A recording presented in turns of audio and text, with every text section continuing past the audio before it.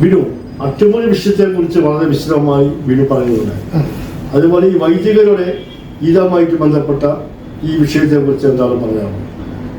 വൈദികരുടെ ഒരു വലിയ ഗൂഢാലോചന ഇതിനകത്തുണ്ട് എന്നത് യാഥാർത്ഥ്യം. ഗൂഢാലോചന എന്ന് നേരത്തെ പറയുന്നുണ്ട്. അത് എന്താണ് അതിന്റെ കാരണം അതിന് സീറോ മലബാർ സഭയിലെ എറണാകുളം അങ്കമാലി അതിരൂപതയുടെ വൈദികരുടെ ഒരു ഗൂഢാലോചന എന്ന് ഞാൻ കഴിഞ്ഞ എപ്പിസോഡിൽ പറഞ്ഞിരുന്നു. വിശ്വാസികൾക്ക് പങ്കില്ല, അത് വൈദികരുടെ ഒരു വികട ബുദ്ധിയായിരുന്നു എന്നതാണ് യാഥാർത്ഥ്യം. യഥാർത്ഥത്തിൽ ഈ വിശ്വാസികളെ തെറ്റിദ്ധരിപ്പിക്കുകയായിരുന്നു. ഈ ഭൂമി വിവാദം എന്ന് പറയുന്നത് ആലഞ്ചേരി പിതാവ് ഭൂമി വിറ്റു, രൂപതയുടെ കാശ് മുഴുവൻ അടിച്ചുകൊണ്ട് പോകുന്നു എന്നൊക്കെ പറയുകയും ഈ കാശ് പുള്ളി സ്വകാര്യ സമ്പാദ്യത്തിന് ഉപയോഗിച്ചു എന്നൊക്കെയാണ് ഭൂമിവാദത്തിൻ്റെ ആദ്യ നാളുകളിൽ പറഞ്ഞുകൊണ്ടിരുന്നത്. അതിനവർ ചങ്ങനാശ്ശേരിക്കാർ ഒന്ന് മോട്ടിച്ചുകൊണ്ട് പോകുന്നു എന്നൊക്കെയാണ് അവർ പറഞ്ഞത്. എറണാകുളത്ത് സ്വത്തുക്കൾ കൂടുതലുണ്ട്, അടിച്ചുകൊണ്ട് പോകാൻ വരുന്നു എന്നൊക്കെയാണ് അവർ പറഞ്ഞുകൊണ്ടിരുന്നത്. ഇത് പറഞ്ഞാണ് യഥാർത്ഥത്തിൽ വിശ്വാസികളെ ഇവർ ഇളക്കിയത്. വിശ്വാസികളുടെ ഇടയിൽ ഒരു വികാരമുണ്ടാക്കി. അതിനെ സംബന്ധിച്ച് വളരെ കൃത്യമായി ഞാൻ പറയും, ഈ പൊട്ടന്മാർ ഈ എറണാകുളത്ത് സൂര്യലദോസ് വിരുദ്ധരായ ഈ പൊട്ടന്മാരായ വൈദികർക്ക് വിവിധ ഘട്ടങ്ങളിൽ തെറ്റുപറ്റിയിട്ടുണ്ട്. കാരണം ഇവർക്ക് കക്കാൻ നല്ലതായിട്ട് ബോധപൂർവ്വം കക്കാൻ അറിയാം, പക്ഷെ നിൽക്കാൻ അറിയത്തില്ല എന്ന് അവരുടെ തന്നെ തെളിയിക്കുന്ന രേഖകൾ നമ്മുടെ മുന്നിലുണ്ട്. അതിന് പ്രധാനമായിട്ടുള്ളത് 2-3 മൊഴികളാണ്, പോലീസിന് കൊടുത്ത മൊഴികൾ. തൃശ്ശൂർ അതിരൂപതയുടെ മെത്രാപ്പോലീത്ത, പിന്നീട് എറണാകുളം അങ്കമാലി അതിരൂപതയുടെ അഡ്മിനിസ്ട്രേറ്റർ ആയിരുന്ന, ഇപ്പോൾ CBCയുടെ പ്രസിഡന്റ് ആയിരിക്കുന്ന, സഭയിലെ തന്നെ സീനിയർ മെത്രാപ്പോലീത്തമാരിൽ ഒരാളായ ആൻഡ്രൂസ് താഴത്ത് പിതാവിൻ്റെ ഒരു മൊഴിയുണ്ട്.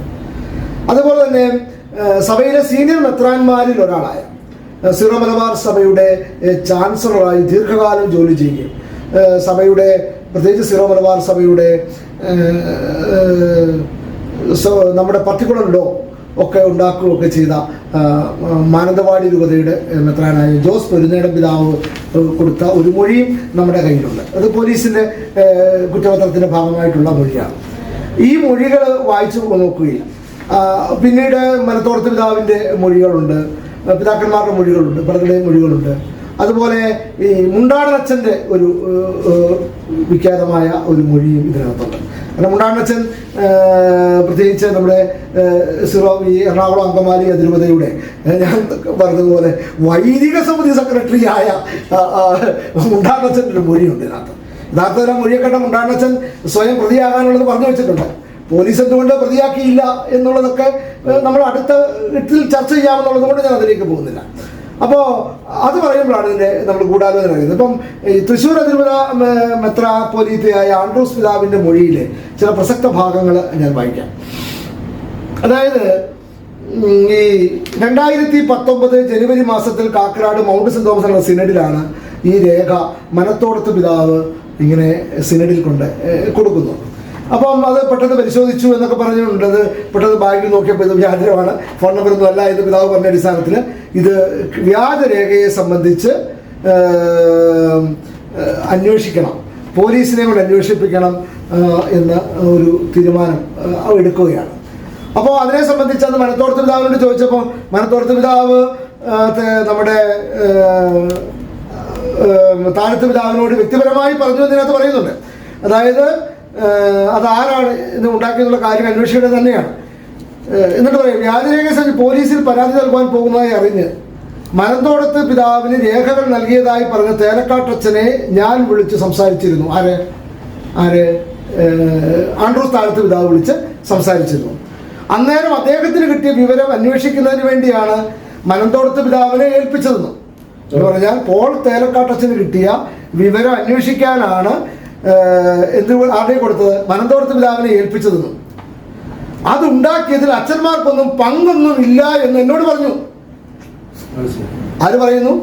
തേലക്കാട്ടച്ഛൻ പറയുകയാണ്, നിങ്ങൾ അന്വേഷിക്കണം, ഇതിനകത്ത് അച്ഛന്മാർക്കൊന്നും പങ്കൊന്നുമില്ല എന്ന് പറഞ്ഞു എന്നാണ് താഴത്ത് പിതാവ് പോലീസ് കൊടുത്ത മൊഴിയാണ് തേലക്കാട്ടച്ഛൻ പറഞ്ഞത്. അത് കഴിഞ്ഞ് തേലക്കാട്ടച്ഛനെ എനിക്ക് നന്നായിട്ട് അറിയാം, വർഷങ്ങളോളം സഭയുടെ വക്താവായിരുന്ന ആളാണ്, സീറോ മലബാർ സഭയുടെ വക്താവായിരുന്ന ആളാണ്. അതിനെപ്പറ്റി കുറച്ചുകൂടെ പറയാനുണ്ട്, നമുക്ക് പറയാമെന്നുള്ളത് കൊണ്ടാണ്. ആലഞ്ചേരി പിതാവ് വന്നതിന് ശേഷമാണ് അദ്ദേഹത്തെ സഭയുടെ വക്താവ് എന്ന സ്ഥാനത്ത് നിന്നും മാറ്റിയത്. ആലഞ്ചേരി പിതാവ് വന്നതിന് ശേഷം ദീർഘകാലം സഭയുടെ വക്താവായിരുന്നയാളാണ് ഇപ്പോൾ തേലക്കാട്ടച്ചൻ. തേലക്കാട്ടച്ചനെ ആലഞ്ചേരി പിതാവ് മാറ്റിയത് താഴത്തെ പിതാവിൻ്റെ മൊഴിയുണ്ട്. അപ്പം എന്താണ് ഈ ഒരു സ്ഥാനത്തിരുന്നു? കാരണം തേലക്കാട്ടച്ചൻ എറണാകുളം പോലെയുള്ള ഒരു മെട്രോപൊളിറ്റൻ ആയി വികസിച്ചുകൊണ്ടിരിക്കുന്ന ഹൈടെക് നഗരത്തിൽ ഇരുന്നുകൊണ്ട് സീറോ മലബാർ സഭ പോലെ കേരളത്തിൻ്റെ സാമൂഹ്യ പരിപ്രേക്ഷ്യത്തിന് വലിയ സഭയായ, രാഷ്ട്രീയ സാമൂഹ്യ മണ്ഡലങ്ങളിലെ സഭയായ സീറോ മലബാർ സഭയുടെ PRO എന്ന വക്താവെന്ന സ്ഥാനത്തിരുന്നു കൊണ്ട് സഭയെ ആവശ്യമുള്ളിടത്തും അനാവശ്യമുള്ളിടത്തും ഒക്കെ അദ്ദേഹം ദുരുപയോഗിച്ചിട്ടുണ്ട്.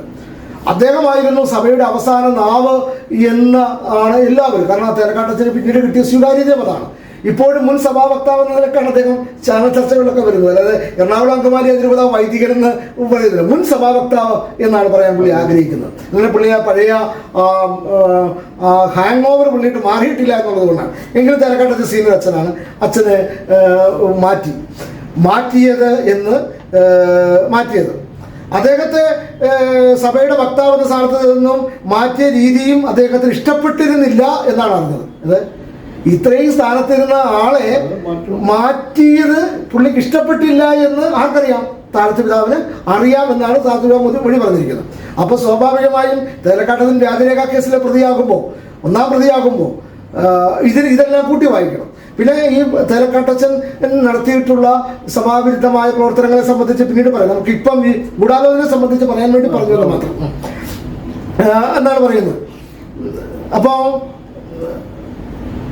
ആലഞ്ചേരി പിതാവിനെ സ്ഥാനത്ത് നിന്ന് മാറ്റണമെന്ന കാര്യത്തിൽ എറണാകുളം രൂപതയിലെ വലിയൊരു വിഭാഗം അച്ഛന്മാർക്കും ആഗ്രഹമുണ്ടെന്നാണ് എനിക്ക് മനസ്സിലായത്. ആർക്ക്? താഴത്തെ പിതാവിന് മനസ്സിലായത് പിതാവിനെ എറണാകുളം അങ്കമാലി അതിരൂപതയിൽ നിന്ന് മാറ്റണം.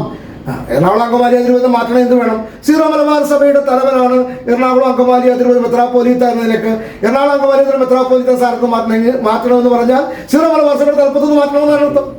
സീറോ മലബാർ സഭയുടെ തലപ്പത്തുനിന്ന് മാറ്റണമെന്ന് എറണാകുളത്തെ അച്ഛന്മാർക്ക് ഉദ്ദേശമുണ്ട് എന്ന് സീറോ മലബാർ സഭയുടെ സിനഡിലെ സീനിയർ മെത്രാപ്പൊലീത്ത, സഭയുടെ സ്ഥിരം സൂനകദോസിന്റെ അംഗമായ താഴത്തെ പിതാവിന് അറിയാമായിരുന്നു എന്നാണ് പിതാവ് പറയുന്നത്. അത് കുറ്റമല്ല കേട്ടോ. സഭയുടെ ദൈനംദിന കാര്യങ്ങൾ അറിയുന്ന അദ്ദേഹം സഭയെ മനസ്സിലാക്കിയെന്ന അർത്ഥത്തിലാണ്. അത് കഴിഞ്ഞ് മുന്നോട്ട് പോകുമ്പോൾ ഈ പിതാവിനെതിരായി സിനഡിന്റെ യോഗത്തിൽ രേഖകൾ വ്യാജമല്ലെന്നും അവ ശരിക്കുള്ളതാണെന്നും എന്ന നിലയിൽ, വ്യാജമല്ല എന്നും അത് ഒറിജിനലാണെന്നും എന്ന നിലയിലാണ് മനന്തോടത്ത് പിതാവ് പത്രസമ്മേളനം നടത്തിയതായിട്ട് അറിയാം. കാരണം മനന്തോടത്ത് പിതാവ് ഒരു പത്രസമ്മേളനം ആ സമയം നടത്തിയിട്ടുണ്ട്. ആദിത്യൻ എന്ന ഈ കേസിലെ പ്രതി രൂപതയുടെ വളർത്തുപുത്രനാണ് എന്ന് ന്യായീകരിക്കാനാണ്. ആദിത്യന് ജോലി ഉണ്ടായിരുന്നു എന്നാണ് അന്ന് വിവാദ സ്ഥാപനത്തിൽ ആദിത്യന് ജോലി ഉണ്ടായിരുന്നു എന്നാണ് പത്രസമ്മേളനത്തിലൂടെ മനന്തോടത്ത് പിതാവ് പറഞ്ഞത്. യഥാർത്ഥത്തിൽ പോലീസ് കണ്ടെത്തിയ രേഖ ഇതിനകത്തുണ്ട് കേട്ടോ. അത് നമുക്ക് അടുത്ത ഘട്ടത്തിൽ വിടാം. ആദിത്യൻ അങ്ങനത്തെ സ്ഥാപനത്തിൽ ജോലി ചെയ്തിട്ടേ ഇല്ല എന്ന് ആ ഗ്രൂപ്പ് കൊടുത്ത സർട്ടിഫിക്കറ്റ് ഇതിന്റെ രേഖയുടെ ഭാഗമായിട്ടുണ്ട് എന്നുള്ളത് കൊണ്ട് നമുക്ക് അടുത്ത ഘട്ടത്തിൽ അത് ചർച്ച ചെയ്യാന്നുള്ളത് കൊണ്ടാണ്. അപ്പം പറയുകയാണ്. അപ്പോൾ പത്രനാണിത് അഡ്മിനിസ്ട്രേറ്ററായി പിന്നീട് അദ്ദേഹത്തെ നിയമിച്ചു എന്ന് പറയുകയാണ്. എന്നാൽ ഈ ആരോപണം ഇത് ഒറിജിനലാണ് എന്ന ആരോപണം ജൂൺ മാസം 2019 KCBCയുടെ മീറ്റിങ്ങിലും മനന്തോടത്ത് പിതാവ് ഇത് ഒറിജിനലാണ് എന്ന് KCBCയുടെ മീറ്റിങ്ങിലും പറഞ്ഞിരിക്കുന്നു. കാരണം കേരള സഭയിലെ മെത്രാപ്പൊലീത്തയുടെ വ്യാജരേഖ കേസിനെ സംബന്ധിച്ച് സ്വാഭാവികമായും കേരള കാത്തലിക് ബിഷപ്പ് കോൺഫറൻസ് ചർച്ച വരും. അവിടെയും മനന്തോടത്ത് പിതാവ് പറഞ്ഞിരിക്കുകയാണ് ഇത് വ്യാജമല്ല, ഒറിജിനലാണെന്ന് പറഞ്ഞു എന്നാണ് താഴത്തെ പിതാവ് പറയുന്നത്. അവിടെ അവതരിപ്പിച്ചു കഴിഞ്ഞപ്പോഴും ഈ താഴത്തെ പിതാവ് മനന്തോടത്ത് പിതാവിനോട് ചോദിച്ചു. അതാണ് ഞാൻ അതേപ്പറ്റി പിതാവിനോട് വ്യക്തിപരമായി ചോദിച്ചപ്പോൾ അത് റിയൽ ആണെന്നാണ് പറഞ്ഞത്. റിയൽ ആണെന്നാണ് ആര് പറഞ്ഞിരിക്കുന്നത്? മനത്തോടത്ത് പിതാവ് പറഞ്ഞിരിക്കുന്നത്. എന്ന് പറയുകയാണ് അച്ഛന്മാർ ഉണ്ടാക്കിയതല്ല എന്നും അത് ആദിത്യന്റെ കമ്പനിയിൽ കണ്ടതാണെന്നും അത് വേറെ ആരെങ്കിലും ഉണ്ടാക്കിയതാകാമെന്നും ആദിത്യന് കിട്ടിയതാണെന്നും ഒക്കെയാണ് അദ്ദേഹം പറഞ്ഞത്. ഒന്ന് ആലോചിച്ച് നോക്കി. ആദിത്യൻ എന്ന് പറയുന്ന ഈ കേസിലെ ചെറുപ്പക്കാരനായ പ്രതി അവന്റെ സ്ഥാപനത്തിൽ ജോലി ചെയ്തിട്ടില്ല. മനത്തോടത്ത് പിതാവിനെ പോലെ സീനിയർ പിതാവ് ഈ പറഞ്ഞ ഈ അച്ഛന്മാര് തെറ്റിദ്ധരിപ്പിച്ചത് കൊണ്ടാണല്ലോ ഇത് ആദിത്യന് കമ്പനി ജോലിയുണ്ട്. കാരണം ആദിത്യനെ മനത്തോടത്ത് പിതാവിന് അറിയില്ല. പ്രത്യേകിച്ച് മനത്തോടത്ത് പിതാവ് കഴിഞ്ഞ 10-25 വർഷമായി പാലക്കാട് രൂപതയുടെ മെത്രാനാണ്. ഇവിടുത്തെ ആരെയും അറിയണമെന്നില്ല. ഈ ആദിത്യൻ എനിക്ക് തോന്നുന്നു ആദിത്യന്റെ പ്രായം അനുസരിച്ച് ആദിത്യൻ ഉണ്ടാകുന്നതിന് മുമ്പ് തന്നെ മനത്തോടത്ത് പിതാവ് പാലക്കാടിന് പോയി. അപ്പൊ പിന്നെ ആദിത്യനെ പിതാവിന് അറിയില്ല. ഈ ആദിത്യൻ അവിടെ ജോലി ചെയ്തെന്ന് പറഞ്ഞാൽ പിതാവിനെ തെറ്റിദ്ധരിപ്പിച്ചിരിക്കുന്ന ആരാ? ആ അച്ഛന്മാരാണ്. അപ്പോൾ ആദിത്യനെ പറ്റി മനത്തോടത്ത് പിതാവിനെ കുറ്റക്കാരനാക്കാനല്ല ഞാൻ പറയുന്നത്. മനത്തോടത്ത് പിതാവിനെ പോലെ എറണാകുളം അങ്കമാലി ഒരു അഡ്മിനിസ്ട്രേറ്റർ ആയിരുന്ന പിതാവിനെ ഈ അച്ഛന്മാർ എത്ര കാര്യമായിട്ടാണ് പിതാവിനെ തെറ്റിദ്ധരിപ്പിച്ചിരിക്കുന്നത്. അതിലൊക്കെ ഉപരി എന്നാണെന്നറിയോ, ഈ കേസിന്റെ വ്യാജരേഖ കേസിന്റെ ഈ റിപ്പോർട്ടിനകത്ത് മെയിൽ രേഖകൾ പരിശോധിക്കുമ്പോൾ ഒരു സണ്ണി കളപ്പുര എന്ന് പറയുന്ന ഒരു വൈദികനുണ്ട്. അദ്ദേഹം പ്രതിയായിട്ടില്ല. അദ്ദേഹമാണ് ഈ പത്രസമ്മേളനത്തിന് ഈ അടുത്തിരുന്ന് മനത്തോടത്ത് പിതാവിന് പറഞ്ഞു കൊടുക്കുന്നത്. പുള്ളി പ്രതിയായിട്ടില്ല. സണ്ണികളപ്പുര അച്ഛൻ വളരെ ജാഗ്രതയോടെയാണ് നമ്മൾ അന്നത്തെ ആ പത്രസമ്മേളനം കാണുമ്പോൾ ഈ റിപ്പോർട്ടുകൾ കൊടുക്കുന്നതാണ്. അപ്പം വ്യാജരേഖാ കേസ് വളരെ ബോധപൂർവ്വം. എന്നാലും ഇതിൻ്റെ ഒരു കാര്യം മനസ്സിലാക്കേണ്ടത് ഇത് ഞാൻ ഇത്രയും പറഞ്ഞു 2019 ജനുവരിയിലും ജൂണിലും നടന്ന സംഭവങ്ങളെ സംബന്ധിച്ചാണ് ഞാൻ ഇതുവരെ പറഞ്ഞത്. എന്നാൽ വളരെ കൃത്യമായി അതിൻ്റെ അടുത്ത ഘട്ടത്തിൽ പറയുകയാണ് 2018 ഫെബ്രുവരി എന്നാണ്.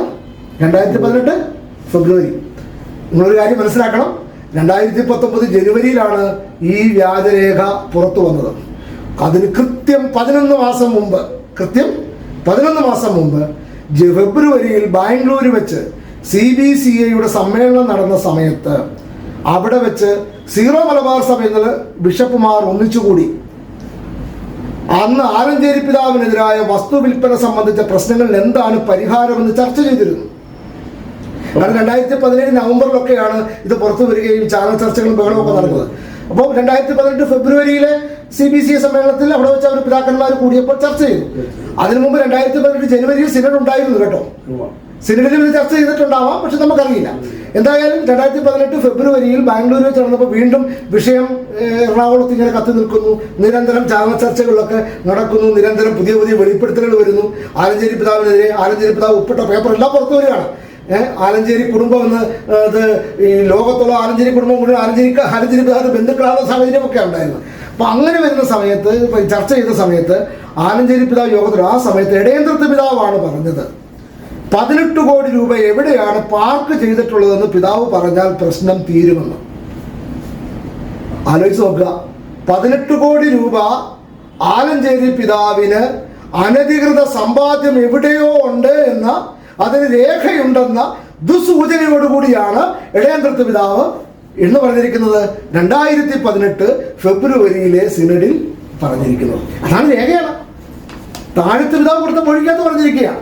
2018 ഫെബ്രുവരിയിൽ സീറോ മലബാർ സഭയിലെ മുഴുവൻ പിതാക്കന്മാരും ഉള്ളപ്പോൾ ഇന്ത്യയിലുള്ള പിതാക്കന്മാരുടെ മുന്നിൽ വെച്ച് പറയുകയാണ് 18 കോടി രൂപ എവിടെ വെച്ച്, നാടൻ ഭാഷ പറഞ്ഞാൽ നീ ആ 18 കോടി രൂപ എവിടെ വെച്ചേക്കുന്നത് പറഞ്ഞാൽ ഈ പ്രശ്നമൊക്കെ തീരുമെന്ന് പറയുന്ന ഒരു ശൈലിയിൽ എന്ന് പറഞ്ഞാൽ 18 കോടി രൂപയുടെ രേഖ അദ്ദേഹത്തിൻ്റെ കയ്യിൽ ഉണ്ട് എന്ന് സ്ഥാപിക്കുവാനായിട്ടാണ് അദ്ദേഹം അത് പറഞ്ഞത് എന്ന് താഴത്ത് പിതാവിൻ്റെ മൊഴിയിലൂടെ നമ്മൾ കാണാം. എന്നിട്ട് പറയുകയാണ്, അതായത് പിതാവ് വീണ്ടും താഴത്ത് പിതാവ് പറയുകയാണ്, അതായത് പിതാവ് വസ്തു കച്ചവടത്തിലൂടെ സഭയ്ക്ക് കോടികൾ നഷ്ടമുണ്ടാക്കിയ പണം എവിടെയോ നിക്ഷേപിച്ചിട്ടുണ്ടെന്നും അതെവിടെയാണെന്ന് അറിയണമെന്നാണ് ഇടയന്ത്രത്ത് പിതാവ് ഉദ്ദേശിച്ചത് എന്നാണ് താഴത്ത് പിതാവിന് മനസ്സിലായത് എന്നാണ് മൊഴി. അതിൻ്റെ അർത്ഥം വ്യാജരേഖയുടെ നിർമ്മാണം 2018 ഫെബ്രുവരിയിൽ തന്നെ ആരംഭിച്ചിരുന്നു. ഇനി ഒരു കണക്കുകൂടി പറഞ്ഞാൽ 2017 നവംബർ 20 കൂടിയ വൈദിക സമിതിയുടെ മിനിറ്റ് തിരുത്തിയ അന്ന് മുതൽ ഒരു വ്യാജരേഖ ഉണ്ടാക്കാനുള്ള ഗൂഢാലോചന അണിയറയിൽ നടന്നിരുന്നു എന്നാണ് ഇതിനെ കൂട്ടി വായിക്കുമ്പോൾ നാം മനസ്സിലാക്കേണ്ടത്. വീണ്ടും പറയുകയാണ്, പലപ്പോഴും പിതാവിനെതിരെ തെളിവുകൾ ഉണ്ടെന്ന് പലരും പറഞ്ഞിരുന്നു. പക്ഷേ ഒരു തെളിവും ആരും തന്നെ കാണിച്ചില്ല. 2019 ജനുവരിയിൽ നടന്ന സിനഡിലാണ് ആദ്യമായി ഈ വ്യാജരേഖ മനന്തോടത്ത് പിതാവിൻ്റെ കരങ്ങളിലൂടെ ഈ ഗൂഢാലോചനക്കാർ സിനഡിൽ എത്തിച്ചത്, സൂനകദോസിൽ എത്തിച്ചത് എന്നാണ് ഇത് പറഞ്ഞു വെക്കുന്നത്. എന്നിട്ട് പറയുകയാണ്, ഏറ്റവും ഞെട്ടിപ്പിക്കുന്ന വെളിപ്പെടുത്തൽ. ഞാൻ കഴിഞ്ഞ എപ്പിസോഡിൽ അട്ടിമറി എന്ന് പറഞ്ഞതുപോലെ ഇവിടെ ഈ താഴത്ത് പിതാവ് ഈ ഗൂഢാലോചന കേസിലെ പ്രതികൾക്കെതിരെ നിർണായകമായ ഒരു മൊഴി കൊടുത്തത് ഇതിലുണ്ട്. ഇതാണ് ഈ താഴത്ത് പിതാവിൻ്റെ മൊഴിയുടെ ഹൈലൈറ്റ്. അത് ഞാൻ വായിക്കുകയാണ്. വ്യാജരേഖകൾ ഉണ്ടാക്കിയവരുടെ ലക്ഷ്യം രേഖകൾ പുറത്തു വരുന്നത് വഴി ആലഞ്ചേരി പിതാവിനെ സമ്മർദ്ദത്തിലാക്കുകയും അതുവഴി അദ്ദേഹം സ്ഥാനത്യാഗത്തിന് തയ്യാറാവുകയും ചെയ്യണം എന്നതായിരിക്കാമെന്ന് ഞാൻ കരുതുന്നു എന്ന് പറഞ്ഞാൽ അട്ടിമറിക്കാൻ, ആലഞ്ചേരി പിതാവിനെ അട്ടിമറിക്കാനാണ് ഈ വ്യാജരേഖകൾ ഉണ്ടാക്കിയത് എന്ന് ഞാൻ മനസ്സിലാക്കുന്നു എന്ന് സീറോ മലബാർ സഭയുടെ മുതിർന്ന മെത്രാപ്പോലീത്ത ആൻഡ്രൂസ് താഴത്ത് പിതാവ് ഇത് പറയുമ്പോൾ പോലീസ് എന്തുകൊണ്ടാണ് ഈ അട്ടിമറി അന്വേഷിക്കാത്തത് എന്നതും എന്നെ ഭയപ്പെടുത്തുകയാണ്. കാരണം ആ താഴത്ത് പിതാവ് നിസ്സാരക്കാരനല്ലല്ലോ, CBCIയുടെ പ്രസിഡന്റാണ്.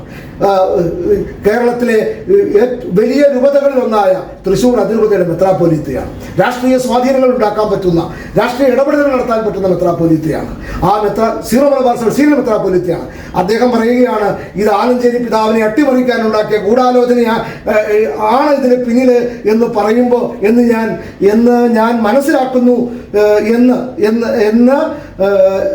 കരുതുന്നു എന്ന് പറയുമ്പോൾ ഇതിനെപ്പറ്റി അന്വേഷണം എവിടെയാണ് അട്ടിമറിക്കപ്പെട്ടത് എന്നതും വളരെ പ്രസക്തമാവുകയാണ് ഈ രേഖകൾ പുറത്തു വരുമ്പോൾ. ഒരു താഴ്ചപിതാവിനെ കുറിച്ചാണോ ഇത്ര നേരം സംസാരിച്ചത്?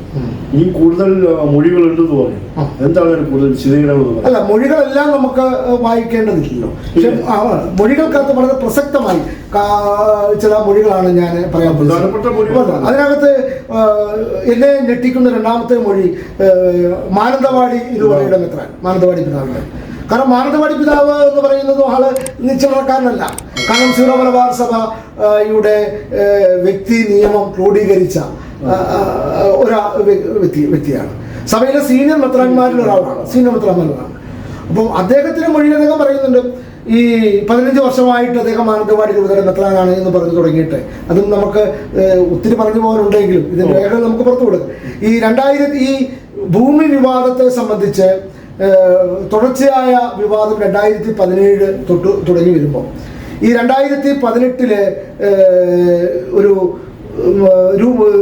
സിനഡ് ഒരു സബ് കമ്മിറ്റിയെ നിശ്ചയിച്ചിരുന്നു. ആ സബ് കമ്മിറ്റിയിൽ പൊരുന്നട പിതാവ് അംഗമായിരുന്നു എന്നാണ് പറയുന്നത്. 2018 മാർച്ച് മാസത്തിൽ രൂപീകരിച്ച സബ് കമ്മിറ്റിയുടെ ഒരു അംഗമായിരുന്നു അഭിനന്ദ നമ്മുടെ പിതാവ്.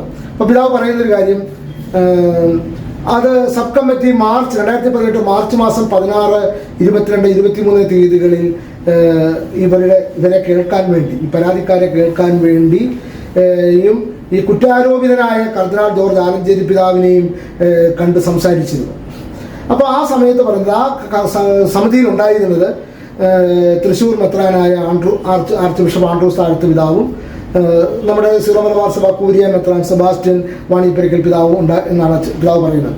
ആ ചർച്ചയിൽ അതിന് മുമ്പ് നടന്ന സിനഡ് മീറ്റിംഗിൽ പരാതിക്കാർ ഉപയോഗിച്ച ആക്ഷേപങ്ങളിൽ ഏറ്റവും പ്രധാനപ്പെട്ടത് അതിരൂപതയിലെ 5 സ്ഥലങ്ങൾ വിറ്റ് വലിയൊരു തുക കള്ളപ്പണമായി ആധാരങ്ങളിൽ കാണിക്കാതെ ആ പണം കർദിനാൾ ആലഞ്ചേരിയും കുറ്റാരോപിതരായ മറ്റുള്ളവരും എന്ന് പറഞ്ഞാൽ പിതാവിൻ്റെ മൊഴി കൃത്യമായിട്ട് പറഞ്ഞാൽ ഇപ്പോൾ സ്ഥാനഭ്രഷ്ടനാക്കപ്പെട്ട മുൻ പ്രൊക്കുറേറ്റർ ഫാദർ ജോഷി പുതുവായും ചേർന്ന് എവിടെയോ സ്വന്തം നിലയിൽ നിക്ഷേപിച്ചു എന്നും ഈ ചോദ്യത്തിലാണ് ഞങ്ങൾക്ക് ഉത്തരം വേണ്ടത് എന്നുമാണ് അവർ പറഞ്ഞത് എന്നാണ് പറയുന്നത്. ഇതാണ് ഞാൻ മുൻപ് കൊടുത്ത മൊഴിയിടത്തിൽ. കാരണം ഇവർ മുൻകൂട്ടി എവിടെയൊക്കെയോ നിക്ഷേപം ഉണ്ട് എന്നുള്ള രേഖകൾ ഉണ്ടാക്കിയിട്ട് ഈ ആളുകളോട് പറഞ്ഞു വലിപ്പിച്ചു അല്ലെ പറഞ്ഞു കൊടുത്തിട്ടുണ്ട് എന്നതാണ് ഇതിന്ന് വരുന്നത്. അപ്പോൾ അതിനകത്ത് ഈ പരാതി ഉന്നയിച്ചത് ആരൊക്കെയാണെന്നാണെന്ന് അറിയോ? അതായത് എവിടെയൊക്കെ അത് കൃത്യമായിട്ട് പറയുന്നുണ്ട്. ഇടയന്ത്രത്ത് പിതാവ് പറഞ്ഞിട്ടുണ്ട്, ജോസ് പുത്തൻ വീട്ടിൽ പിതാവ് പറഞ്ഞിട്ടുണ്ട്, father Paul Thelakkat, father Benny Maramparambil, father Joseph Parekkattil, father Vattoli, father Kuriakose Mundadan, father Jose Kaithakottil, Kaithakottil തുടങ്ങിയവരാണ്. ഞാൻ പറഞ്ഞത് മനസ്സിലായോ? അപ്പോൾ എവിടെയോ ഈ പൈസ വെച്ചിട്ടുണ്ട് എന്ന് വളരെ കൃത്യമായ ആളുകളെ പറഞ്ഞു വലിപ്പിച്ചിട്ട് ഈ കമ്മീഷന്റെ മുന്നിൽ ഇവർ ചോദ്യം കൊണ്ടുവന്നു. എന്നിട്ട് വീണ്ടും പിതാവിന്റെ മൊഴി പറയുകയാണ്, 2018 ഫെബ്രുവരി മാസം സഹായമെത്രാന്മാർ ബാംഗ്ലൂരിൽ നടന്ന ഇതേ ആക്ഷേപങ്ങൾ സഹായമെത്രാന്മാർ 2018 ഫെബ്രുവരി മാസം ബാംഗ്ലൂരിൽ നടന്ന CBCIയുടെ യോഗത്തിൽ വെച്ച് എറണാകുളം അങ്കമാലി അതിരൂപതയുടെ പ്രശ്നം പരിഹരിക്കുന്നതിനായി സീറോ മലബാർ സഭയിലെ ഇന്ത്യയിലെ ബിഷപ്പുമാരുടെ ഈ മീറ്റിംഗ് ഉണ്ടായിരുന്നു. 13.5 കോടിയോളം രൂപ കിട്ടാനുള്ള തുക വിവിധ സ്ഥാപനങ്ങളിലോ നിക്ഷേപ പദ്ധതികളിലോ നിക്ഷേപിച്ചതായി സഹായമെത്രാന്മാരായ എടേന്ദ്രത്ത് പിതാവും ജോസ് പുത്തൻ വീട്ടിലും ഉന്നയിച്ചിരുന്നു. എങ്ങനെയാണ് കൃത്യമായി നിക്ഷേപ പദ്ധതികൾ അവർക്ക് പറയാൻ സാധിക്കുന്നത്? അപ്പം ഇങ്ങനെ ഏതോ ഹോസ്പിറ്റാലിറ്റി മേഖലയിൽ ആലഞ്ചേരി പിതാവ് നിക്ഷേപിച്ചു എന്ന രേഖ അവരുടെ കയ്യിൽ വെച്ചുകൊണ്ടാണ് അവർ പറയുന്നത്. നിക്ഷേപിച്ചതായി പറഞ്ഞിരിക്കുന്ന ആരാണ്? എടേന്ദ്രത്ത് പിതാവും ജോസ് പുത്തൻ വീട്ടിൽ പിതാവും. അതിന്റെ അർത്ഥം 2019 ജനുവരിയിൽ സിനഡിൽ ഈ വ്യാജരേഖ എത്തുന്നതിന് മുമ്പ് ഈ രേഖയുടെ നിർമ്മാണത്തിൽ ഈ 2 പിതാക്കന്മാർക്കും പങ്കുണ്ടായിരുന്നു എന്ന് ഞാൻ ഇപ്പോൾ പറയുമെങ്കിലും ഇവർക്ക് അറിവുണ്ടായിരുന്നു എന്നാണ് അവർ CBCIയുടെ യോഗത്തിൽ വെച്ച് പറഞ്ഞത് എന്നാണ് മനസ്സിലാക്കേണ്ടത്. ഇനി 2018 മാർച്ച് മാസം 16, 22, 23 തീയതികളിൽ പാലാരിവട്ടം POC പാസ്റ്റൽ ഓറിയന്റേഷൻ സെന്ററിൽ സജ്ജമാക്കിയ മീറ്റിംഗിൽ ആധാരത്തിൽ കുറഞ്ഞ തുക എന്നൊക്കെ പറഞ്ഞ് അങ്ങോട്ട് പോവാണ്. മേൽ പറഞ്ഞ പരാതിക്കാർ ഉന്നയിച്ചിരുന്നു, ആധാരത്തിൽ പറഞ്ഞതിനേക്കാൾ കൂടുതൽ പൈസ അത് കള്ളപ്പണത്തിന് തെളിവുകളുണ്ട് എന്ന് മേൽ പറഞ്ഞ ആളുകൾ, അതായത് നിക്ഷേപവും കള്ളപ്പണത്തിന് തെളിവുകളുമുണ്ട് എന്ന് പരാതി ഉന്നയിച്ചവരിൽ പലരും പറഞ്ഞിരുന്നു. ഞാൻ പറഞ്ഞത് ബിജുവിന് മനസ്സിലായോ? 2019 ജനുവരിയിൽ കൊണ്ടുവരുന്ന സിനഡ് രേഖയ്ക്ക് മുമ്പ് 2018 മാർച്ച് മാസം 16-ാം തീയതി, 22-ാം തീയതി, 23-ാം തീയതി പറയുകയാണ് ആലഞ്ചേരി പിതാവ് കള്ളപ്പണം നിക്ഷേപിച്ചതിന്റെ തെളിവുകൾ ആരുടെ കയ്യിലുണ്ടെന്ന്? ഈ പരാതി പറഞ്ഞവരായ വൈദികരുടെ കയ്യിലുണ്ടെന്ന്. അപ്പം ഈ ആലഞ്ചേരി പിതാവിനെതിരെ നിരന്തരം വാർത്താ സമ്മേളനവും അട്ടഹാസവും നടത്തിയ വൈദികരാണ് ഈ പറഞ്ഞ പേരുകാരല്ല. അവർ പറയുകയാണ് ഞങ്ങളുടെ കയ്യിൽ തെളിവുകളുണ്ട് എന്ന് പറഞ്ഞു എന്നാണ് പറയുന്നത്. ഇപ്പോൾ പിന്നീട് പറയുകയാണ്, പിന്നീട് 2010 ജനുവരി മാസത്തിൽ മനത്തോടുത്ത പിതാവ് തനിക്ക് തൻ്റെ കയ്യിലുണ്ട് എന്ന് പറഞ്ഞ് ആലഞ്ചേരി പിതാവ് നിക്ഷേപമുണ്ടെന്ന രേഖകളാണോ മേൽ പറഞ്ഞ പരാതിക്കാർ തെളിവുകളുണ്ട് എന്ന് പരാമർശിച്ചത് എന്ന് എനിക്കറിയില്ല. സത്യമാണ്, പുള്ളി പറഞ്ഞത് സത്യമാണ്, പക്ഷെ അറിയില്ല. പക്ഷെ ഈ തെളിവുകൾ ഉണ്ടാക്കി വെച്ചിട്ടാണ് ഈ കമ്മീഷന് മുൻപാകെ ഇവർ പറഞ്ഞിട്ടുണ്ട് എന്നുള്ളതാണ്. അപ്പം ഇത്തരം കാര്യങ്ങൾ ഇപ്പം ഇതിന് മുന്നോട്ട് പോകണ്ട, ഇനി അത് മുന്നോട്ട് പോകണ്ട. അപ്പം സഭയിലെ 2 മെത്രാപ്പൊലീത്താമാർ, മനസ്സിലായല്ലോ, പിന്നെ ബെന്നി ബാലാപറമ്പിൽ കമ്മീഷൻ റിപ്പോർട്ടിനെ പറ്റി പറയുന്ന ഒരു ഭാഗമുണ്ട്. ഇത് നമുക്ക് പിന്നീട് ബെന്നി ബാലാപറമ്പിൽ കമ്മീഷൻ റിപ്പോർട്ടിനെ പറ്റി ചർച്ച ചെയ്യുന്ന എപ്പിസോഡിൽ അതിനെപ്പറ്റിയുള്ള പൊരുന്നട പിതാവിൻ്റെ ഒരു നല്ലൊരു കമൻ്റ് ഉണ്ട് ഇതിനകത്ത്. അത് ക്ലൈമാക്സാണ്. അപ്പോൾ അത് നമുക്ക് പിന്നീട് ചർച്ച ചെയ്യാവുന്നുള്ളത് കൊണ്ട് ഇപ്പം ഇത്തരത്തിൽ ഇത് 2ആണ്. ഇനി നമുക്ക് മൂന്നാമതായിട്ട് ഈ വ്യാജരേഖ നിർമ്മിച്ച കേസിനെ പറ്റി കൃത്യമായി പരാതി ഉണ്ട് അല്ലെങ്കിൽ അറിയാമെന്ന് പറയുന്ന ഒരു വലിയ കുറ്റസമ്മത മൊഴിയുണ്ട്. അത് ബഹുമാനപ്പെട്ട കുര്യാക്കോസ് മുണ്ടാടനച്ഛൻ്റെ മൊഴിയാണ്. കുര്യാക്കോസ് മുണ്ടാടനച്ഛൻ്റെ ഒരു മൊഴിയുണ്ട്. സത്യം പറഞ്ഞാൽ കുര്യാക്കോസ് മുണ്ടാടനച്ഛനെ പോലെ ഒരു പാവത്തെയാണല്ലോ നമ്മളൊക്കെ ഇതുപോലെ കളിയാക്കിയത്, കുറ്റം പറഞ്ഞത്. എത്ര നിഷ്കപടനായ ഒരു വ്യക്തിയാണ് എന്ന് നമുക്ക് തോന്നുന്ന രീതിയിലുള്ളൊരു മൊഴിയാണ് അത്. ഞാൻ അതുകൂടെ പറഞ്ഞ് നമുക്ക് ഇതിനകത്ത് ഈ അട്ടിമറി അച്ഛന്മാർ അറിഞ്ഞുകൊണ്ടാണെന്നുള്ളതാണ്. അതായത് പുള്ളിക്കാരൻ ഒത്തിരി കാര്യങ്ങളൊക്കെ പറയുന്നുണ്ട്. അതൊക്കെ ഈ വീണ്ടും പല ഘട്ടത്തിൽ നമ്മുടെ ഈ യൂട്യൂബ് സംവാദത്തിൻ്റെ ഭാഗമായി മുണ്ടാടനച്ഛൻ്റെ മൊഴികൾ വേണ്ടതുകൊണ്ട് പലപ്പോഴും എടുക്കാം. അതുകൊണ്ട് ഇപ്പോൾ ഒരു മൊഴിയുടെ ഞാൻ പറയാം. അതായത് മുണ്ടാടനച്ഛൻ പറയുകയാണ്, നമ്മുടെ 2018 നമ്മുടെ ആലഞ്ചേരി പിതാവിനെ ആരോപണ വിധേയനായി അവർ നിർത്തി. റോം എന്ന കാര്യങ്ങൾ നന്നായി കൊണ്ടുപോട്ടെ എന്ന് ഓർത്ത് അഡ്മിനിസ്ട്രേറ്ററെ വെക്കുന്നു. അഡ്മിനിസ്ട്രേറ്റർ മനത്തോടത്ത് പിതാവ് ഇതിനെ കാര്യങ്ങൾ പഠിക്കാൻ വേണ്ടി ഒരു കമ്മീഷനെയൊക്കെ വെക്കുന്നു. അങ്ങനെ വരുന്ന സമയത്ത് KPMG റിപ്പോർട്ട് അല്ലെ KPMGയുടെ ആധികാരികത സംബന്ധിച്ച് വേറൊരു എപ്പിസോഡ് ചെയ്യേണ്ടത് കൊണ്ട് ഞാൻ KPMG എന്ന് പറഞ്ഞ് അവസാനിപ്പിക്കുക. ഒരു ജോസഫ് ഇഞ്ചോടി കമ്മീഷനുണ്ട്, ജോസഫ് ഇഞ്ചോടി ഒക്കെ ഉണ്ട്. അതൊക്കെ നമ്മൾ പോകെ പറഞ്ഞു പോകേണ്ടതായതുകൊണ്ട് ഞാനിപ്പം അതിലേക്ക് പോകുന്നില്ല. ഇവിടെ ഈ KPMGയിലെ ആളുകൾ നമ്മുടെ മുണ്ടാടനച്ഛനെ കണ്ട് കാര്യങ്ങൾ ചോദിച്ചറിയാൻ വരുമ്പോഴാണ് മുണ്ടാടനച്ഛനെ പോലുള്ള സ്വാധീനനായ ഒരു മനുഷ്യൻ്റെ സത്യസന്ധമായ ചില കാര്യങ്ങളായിട്ട് വരുന്നത്. അതാണ് KPMGയിലെ അന്വേഷണ ഉദ്യോഗസ്ഥനായ തോമസ് എന്നയാൾ എന്നെ അങ്കമാലി പള്ളിയിൽ വന്ന് കണ്ടിരുന്നു. അതിന് മുമ്പായി ഞാൻ അടുത്ത സുഹൃത്തായ പോൾ തേലക്കാടച്ചൻ ആലഞ്ചേരി പിതാവിൻ്റെ പിതാവിൻ്റെ അടുത്ത സുഹൃത്തായ തേലക്കാടച്ചൻ പറയുകയാണ്, ആലഞ്ചേരി പിതാവിന് ഭൂമിയിടപാടുമായി ബന്ധപ്പെട്ട കുറച്ച് രേഖകൾ ഉണ്ടെന്ന് എന്നോട് പറഞ്ഞിരുന്നു. അപ്പോൾ ഈ തോമസ് വരുന്ന വിവരം അറിഞ്ഞ് തോമസ് വരികയാണല്ലോ. തോമസ് KPMGക്ക് വേണ്ടി സത്യസന്ധമായ റിപ്പോർട്ട് തയ്യാറാക്കാൻ വരുന്ന തോമസിന്റെ മുന്നിൽ ആലഞ്ചേരി പിതാവിന്റെ തെറ്റ് കാണിക്കണം. അപ്പോൾ ആ രേഖകൾ പറഞ്ഞിരുന്നു. അതിലൊരു രേഖ തേലക്കാടച്ചൻ എനിക്ക് മെയിൽ ചെയ്തു തന്നു. മനസ്സിലായല്ലോ? തേലക്കാടച്ചൻ ഒരു രേഖ മെയിൽ ചെയ്തു തന്നു. അത് ICIC ബാങ്കിൽ ആലഞ്ചേരി പിതാവിൻ്റെ അക്കൗണ്ട് നമ്പർ ഉള്ളത്, പേരും അഡ്രസ്സും ഉള്ളതായിരുന്നു. ആലഞ്ചേരി പിതാവിൻ്റെ പേരും അഡ്രസ്സും ഉള്ളതായിരുന്നു, അക്കൗണ്ട് നമ്പറും ഉണ്ടായിരുന്നു. തോമസ് സാർ എൻ്റെ അടുത്ത് വരുന്നു എന്ന് പറഞ്ഞപ്പോഴാണ് തേലക്കാട്ടച്ചൻ അന്നേ ദിവസമോ അതിന് മുമ്പത്തെ ദിവസമോ ആയിരിക്കാം എനിക്ക് ഇമെയിൽ ചെയ്ത് തന്നു. പുള്ളിക്ക് ഓർമ്മയില്ലെന്നാണ് പറയുന്നത്. തന്നാണ് ഇമെയിലിൽ രേഖകളുണ്ട്, അത് നമ്മുടെ ഈ ഫോറൻസിക് റിപ്പോർട്ടിലൊക്കെ ഉള്ളതാണല്ലോ. അതായത് അതൊക്കെ പിന്നീട് നമുക്ക് പറയാനുള്ളൂ എന്നാണ് പുള്ളി പറഞ്ഞത്. വളരെ സത്യസന്ധമായിട്ടാണ് മുണ്ടാണ്ടച്ചൻ പറയുന്നത് കേട്ടോ. തോമസ് സാറിൻ്റെ അടുത്ത് ഞാനത് കാണിച്ചു.